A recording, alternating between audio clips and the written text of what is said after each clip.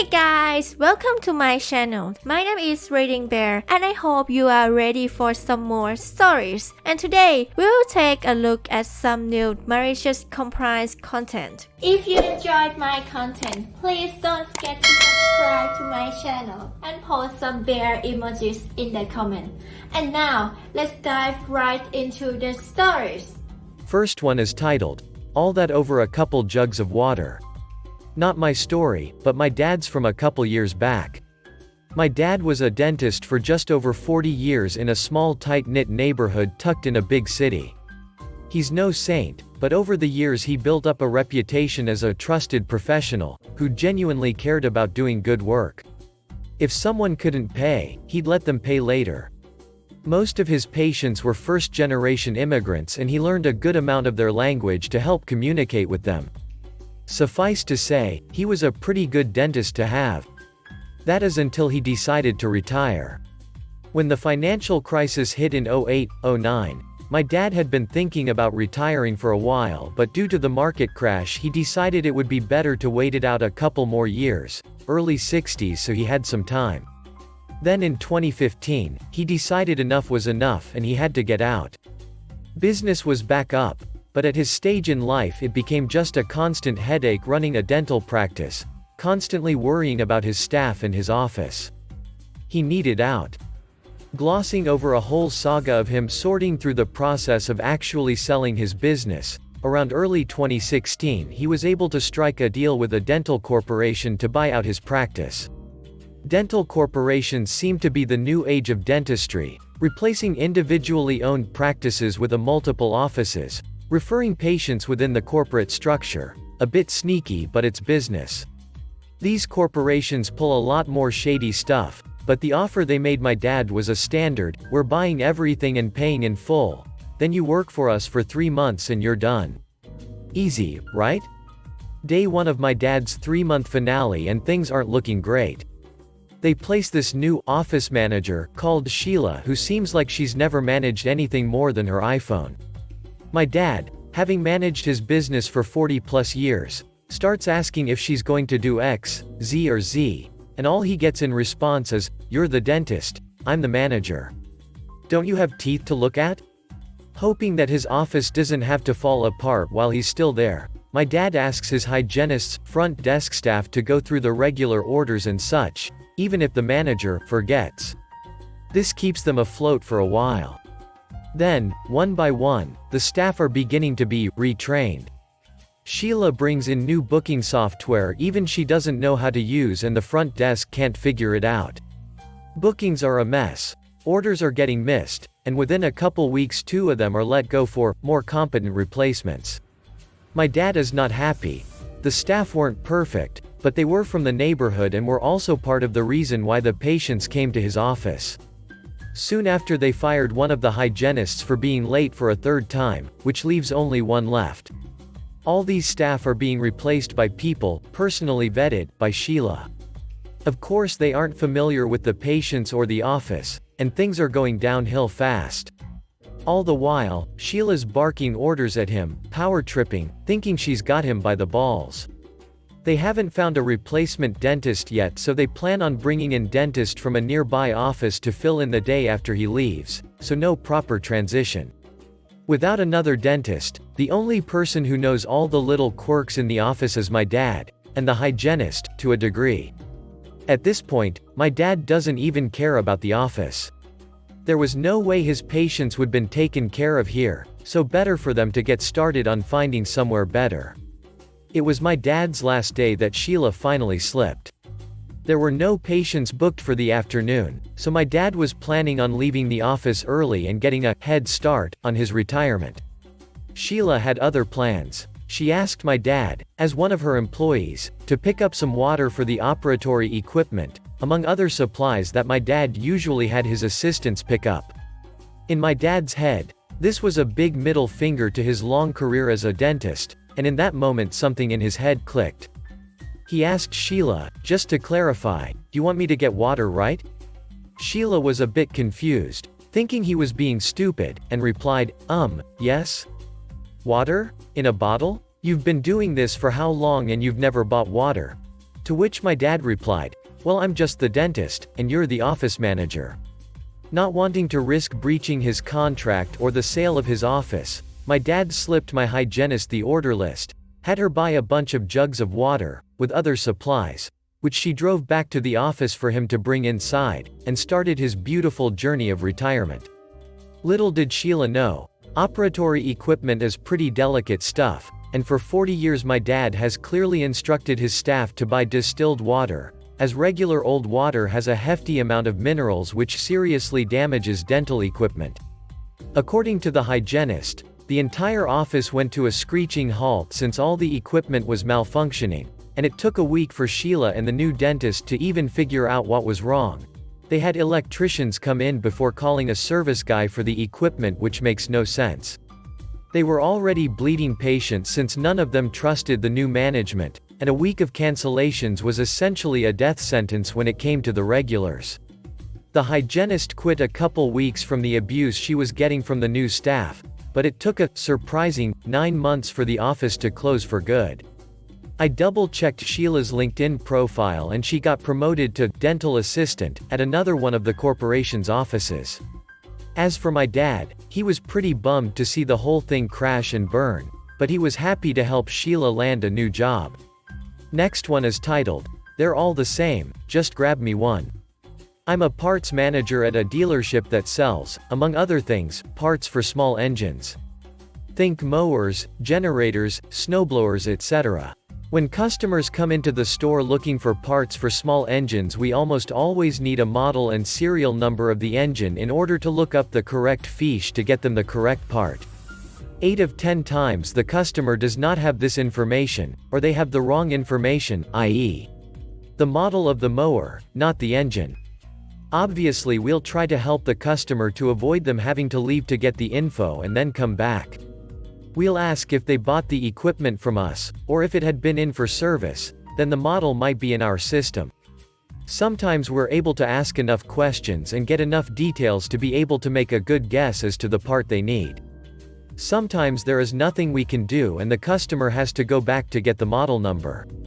When you ask for the model and serial number, most of the customers are understanding, but sometimes they utter the worst 5 words you can say to a parts person. Why? They're all the same. That's what Phil decided to do. Phil, a 50-year-old, chip on his shoulder, contractor type, storms up to the counter and says he needs a carburetor for a water pump. "Do you have the model and serial number?" Phil huffs, "Why, they're all the same." I start to reply, "No, sir, they are not all." He then starts to raise his voice, just short of yelling, and tells me he needs a carburetor. They're all the same. The job he's on is shut down until he gets this equipment fixed. I ask if the equipment had been here before. It hadn't. I explained to him that they're not all the same. There are thousands of different carburetors, and that he'll have more downtime if we get him the wrong part. He's not having any of it. He turns beet red and finally breaks and yells at me. "Just grab me a ducking carb, you got it." I tell him I'll be right back. I go into the parts room, to the very back corner where we keep old obsolete stock that's been there years, and I pick a very particular carburetor. This carburetor had been misordered a few years back. It fits one very particular engine, a very old engine, and because of that fact it was the most expensive small engine carburetor we had. Most carburetors for small engines run $25 to $125. This puppy retails for $299.99 and had been an eyesore on my inventory numbers for quite a while. I bring it out to the counter and tell him the price. He scoffs and hands me his card. I explain our return policy on fuel-related items. They cannot be returned if fuel touches them. He doesn't really pay attention, pays for it and leaves. 2 hours later, one of my coworkers grabs me from the back and says a customer is asking for the manager. I ask what's going on. Coworker explains that a customer is upset because he can't return a carb because there's fuel in it. I smile because I know who it is. I go up to the counter and see it's Phil. "This is the wrong carb. I need to return it." "I'm sorry, Phil. I thought you said they were all the same?" He turns beet red again and just says he wants to return it. I look at the packaging. It's torn open and there is dirt all over it. but most importantly it reeks of old gas. Why he would connect the fuel line to a carb that won't fit is beyond me. I'm sorry, I can't accept this, it has fuel in it. I explained this when you purchased it, we go back and forth for a while and he eventually accepts defeat and just asks to buy the correct carb. I ask for the model and serial number and he still doesn't have it. He has to go and get it, he comes back with the correct numbers, we sell him the correct carb. Next one is titled, Boss Shushes Me When I Try to Warn Her of a Mistake. So, I am a lawyer in Brazil, but when I was at college I got an internship at a tribunal. I usually worked behind the scenes, dealing with paperwork and some bureaucratic stuff. It was usually a nice place to work, but occasionally the judge, the boss of my boss, would require some intern to help her with the hearings. It was not unpleasant work, but more of an annoyance since we were only 8 people dealing with the paperwork of over 10K lawsuits, which means that every time she requested someone to go help her, they knew that there would be a lot of accumulated work when they got back. Something I need to point about this specific judge is that she was a very polite and pleasant person outside of work, but at the court, she would become extremely micromanaging, especially about bureaucratic stuff that she never had to deal with and didn't understand. Usually making our work take way longer than it needed to be, and whenever a lawyer was present suddenly she became very rude and demanding to anyone below her. I understand that most lawyers that worked there were extremely sexist and that was just probably her response to that. A way to say, don't you try me, I know what I am doing and I am good at it. But I cannot agree with her taking that frustration on everyone else. On this specific day, I had been assigned to help her with a very long hearing. In Brazil this stuff is all recorded, so for me, that meant taking care of the computer, taking notes but mostly making sure that the camera was on. The thing is, whenever you do these recordings it has a kind of script that needed to be followed. First she would tell me to start recording, then she would present herself, tells what case was being judged, then name the first witness and show their documents to the camera, to prove that we were questioning the right person.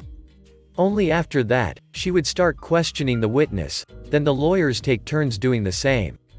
I am not sure why, but she was more annoyed with me than usual that day, and did everything in her power to show everyone in the room that she was the boss and I was supposed to just do what she said without arguing. But despite that, she was talking a lot with the lawyers about trivial stuff while waiting for some witnesses that hadn't arrived yet.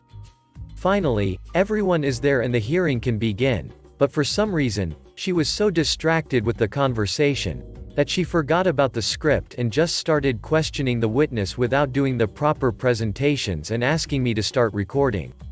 As soon as she started questioning him I tried to discreetly warn her, but all I could say was, Your Honor, before she loudly shushed me without looking in my direction.